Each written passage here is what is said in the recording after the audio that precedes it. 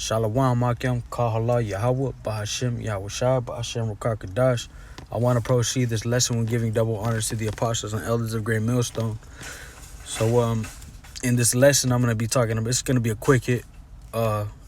These rolling blackouts that are soon to come to America, A.K.A. Babylon the Great. This is to First Alert WBay.com. Energy grid operator warns of rolling blackouts this summer. An energy grid operator for the first time is warning power companies in Wisconsin of the possibility of rolling blackouts this summer. Midwest Independent System Operator Power Grid issued the alerts to the state's electricity providers. They're trying to say that this is going to happen in Wisconsin. Ultimately, it's going to happen around the whole United States. They're going to shut, turn the grid off, and they want to see how the people are going to react, This is the nation's power grid. This is from the Washington Post, Salakia. A summer of blackouts, wheezing power grid leaves states at risk. The nation's power grid is under stress like never before, with regulators warning that the kind of rolling outages that are now familiar to California and Texas could be far more widespread as hot summer weather arrives. A large swath of the Midwest that has enjoyed stable electricity for decades is now wrestling with forecasts that it lacks the power needed to get through a heat wave. The regional grid is short the amount of energy needed to power 3.7 million homes. It says right here, New Mexico's Attorney General is preparing for worst-case scenarios after a regional utility warned of possible blackouts. They're trying to say, that they're preparing for worst-case scenarios. They're trying to get prepped before all hell breaks loose.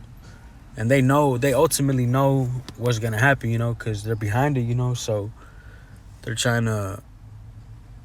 Ultimately, Jake's not really paying attention. They're trying to warn people, but Jake's over here, they're worried about their own goddamn selves, It's lucky, but they're worried about this world, they too into themselves, basically. They just want to do what they want to do, and they're giving in to the lust of the flesh.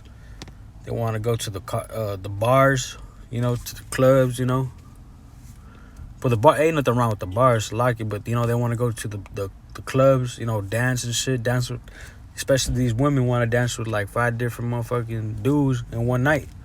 Like that ain't, that's shit. These women are ultimately, it's gonna be worse for these women, These women are just wicked.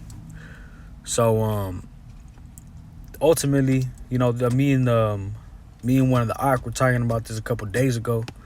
We're talking about, he's gonna want to turn the power off, and a couple days might pass. This is just a speculation through the flesh.